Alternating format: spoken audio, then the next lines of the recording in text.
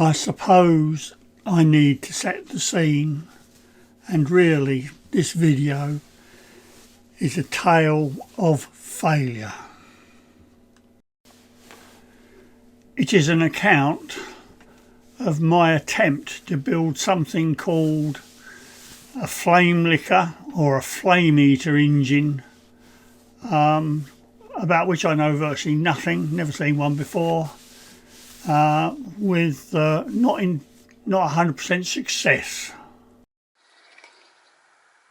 Now, I don't know whether this is going to be a big problem or not, but for example, this standard, of which there are two, calls for 3.2mm diameter holes in the base. Well, I don't have any metric drills of 3.2mm, which is a bit of an odd size, but 3.2mm is 1/1000th of an inch larger than 1/8 of an inch. So I guess, to start anyway, I shall drill these holes with an 1/8 of an inch drill, probably drill slightly oversized anyway, and hopefully they'll do the business. I do have some metric taps and dies, so M3 for example should not be a problem. That'll be alright. And M2, I think I've got some M2 taps, so I should be able to sort that out. So I better keep thinking while I'm doing this, because I can see chaos coming. These are the housings, I think, for the big ends of the crankshaft. The drawing called for these taps to be tapped M3, I think for M3 studs, but frankly 5BA hex suits my tooling and purposes better, so I've actually tapped these 5BA, and I propose to use 5BA short hex bolts rather than studs and nuts. So there we are, that's my decision.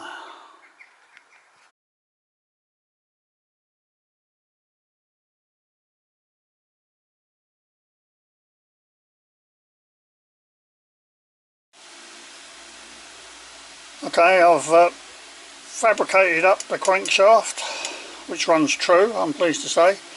It's just a little bit stiff, but it's not too bad, and with a little bit of easing and running in, it'll be absolutely fine. This thing that I thought was some sort of counterbalance is not actually. It's a sort of device. It's a camshaft, which in a fashion I haven't yet understood, will actuate a lever that will operate the sort of inlet, the air inlet to the cylinders. I haven't quite worked that bit out yet, but that's what that is, and I've silver soldered the boss onto it and tapped it M3, so that's good. Next step is to try and make a start on the flywheels, I suppose.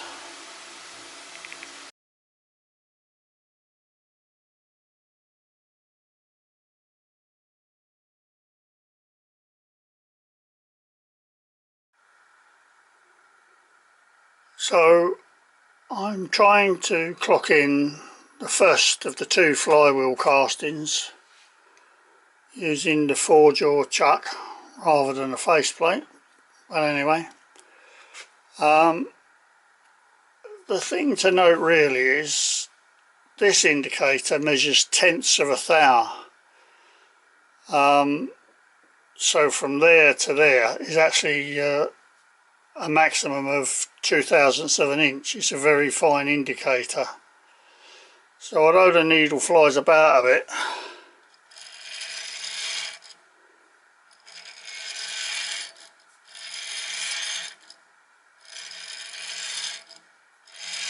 the error is only about 1.5 thou,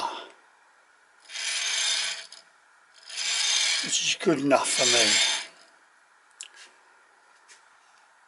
The face clock, that's thousandths,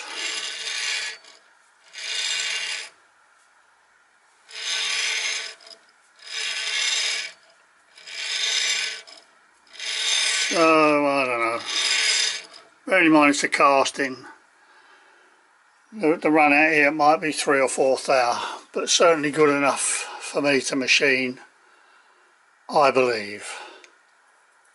So actually, I set the flywheel up, not using the dial indicators, actually just using the lathe tool as a pointer. But it is my belief I did a fairly good job.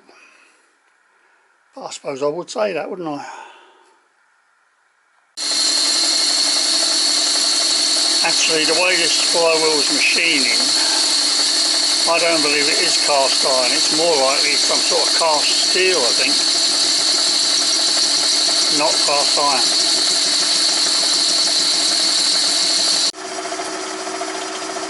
Just boring out the flywheel for its recess for the taper bearing thingy. Using my homemade depth stop to stop it at the right place. This is the setup for indexing and drilling the holes for the fixings for the flywheel fixing flange.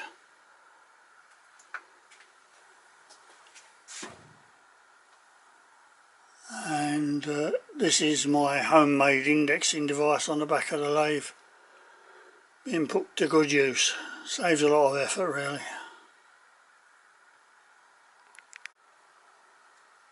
My homemade tapping device, tapping the M2 holes in the flanges and whatnot. Made it years ago. I think I did a video on it actually, can't quite remember. But it's actually quite accurate and certainly good enough for what I do. So there we have it then, the second taper flange finished, and that goes in here, and when it's expanded locks the flywheel onto the crankshaft. Just boring out the cylinder for the flame eater engine, or whatever it's called.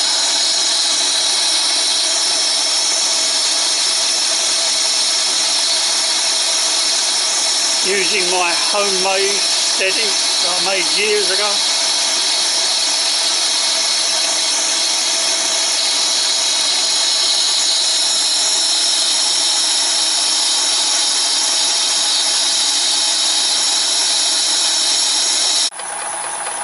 Right, I'm trying to put a 14mm diameter hole through, I don't know really what this part's called, the kind of end flange part or something of this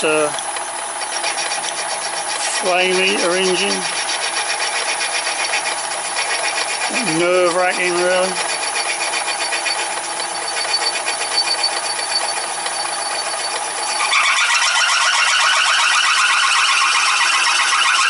Not a very secure setup as usual with me.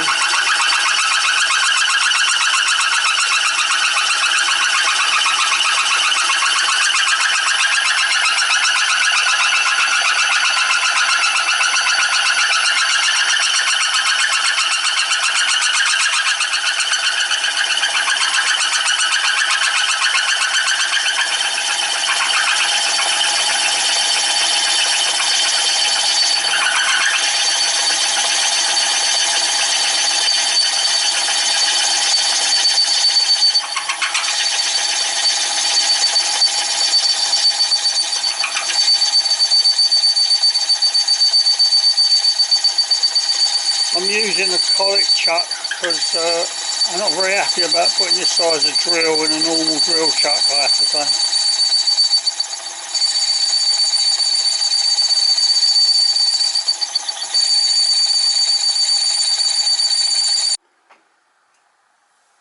Well, it's done, I think. The other thing I seem to do, which I don't see any other YouTubers do in their workshop, is I vacuum up my workshop about 10 times a day using my very cheap vacuum cleaner.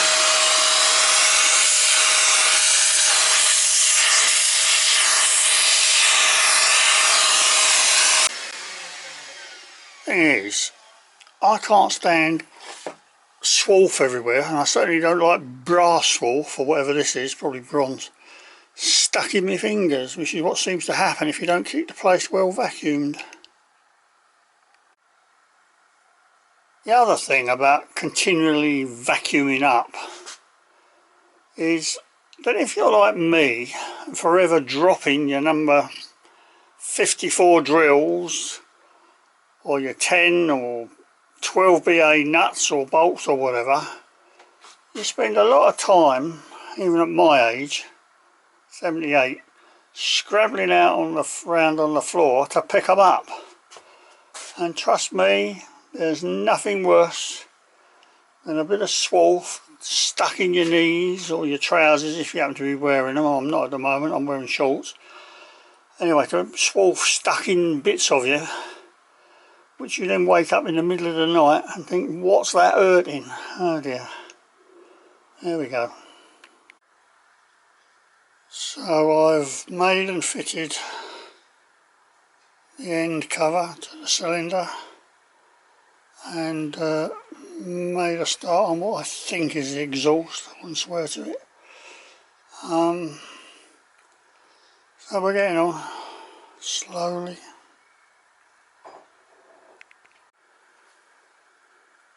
I thought, incorrectly, that this part of the engine was more or less finished.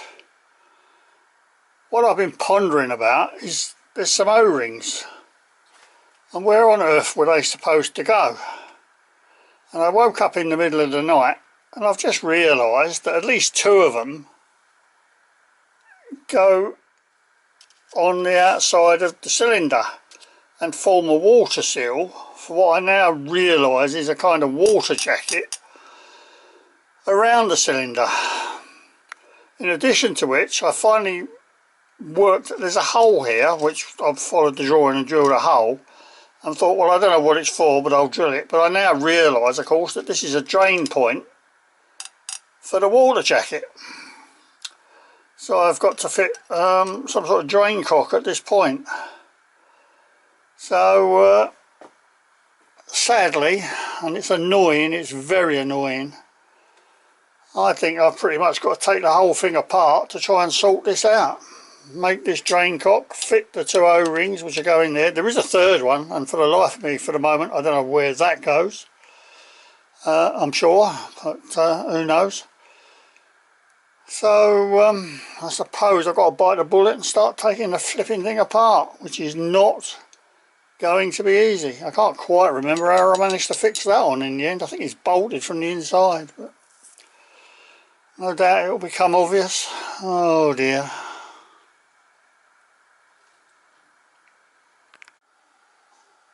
Well, I've filled the water jacket and there don't seem to be any leaks, so I guess the fitting of the O-rings inside the water jacket, which was fairly difficult, but it has been a success.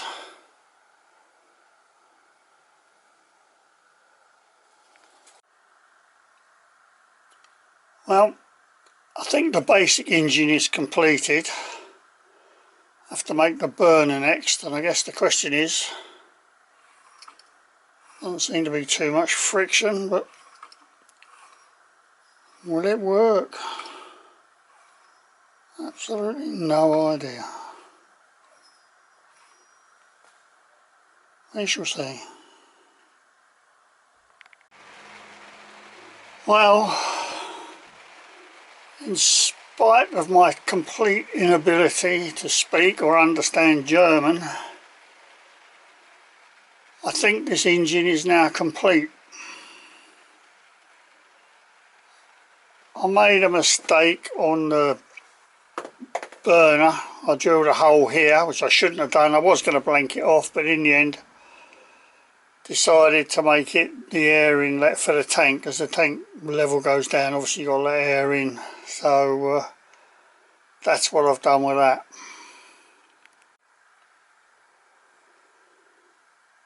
In the box of bits there was also I think a 3/8 diameter black, some sort of plastic ball, which I couldn't figure out for the life of me. But then I've than watching YouTube, and I think that's a sort of non-return valve on the exhaust arrangement. So actually I've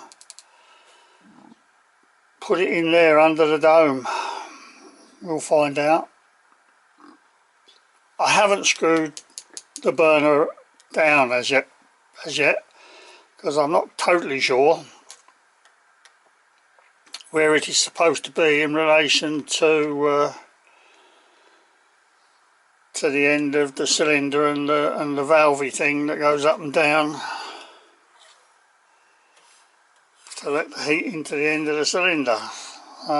So I'll probably just play with that loose. I might stick a bit of paint on some of this, but I suppose I'd better wait to see if it works. For some reason I feel extraordinarily reluctant to try it out. Can't get my mind around that.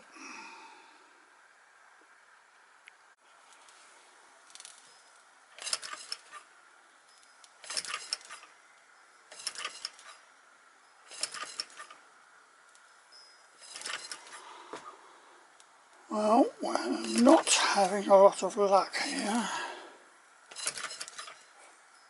for reasons unknown.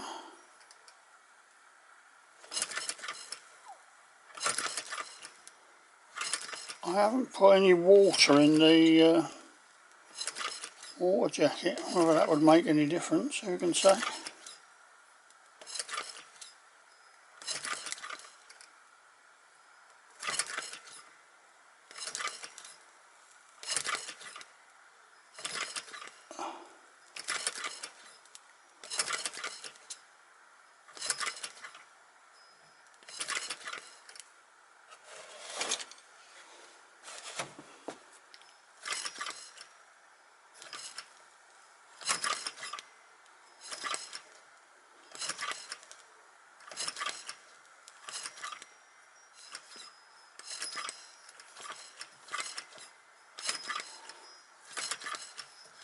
I was very sceptical that this would work. I think my scepticism is being more than justified.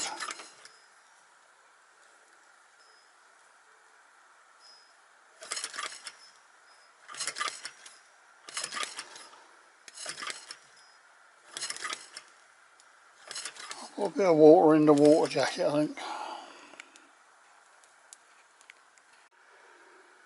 Well, I'm not having any luck with getting this running, so I've got other things to get on with, so I think for the time being I'm going to put it to one side and think about it. Good plan.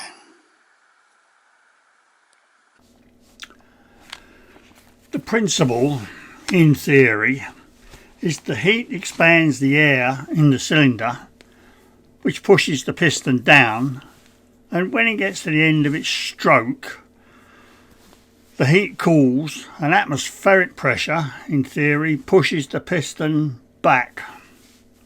If only.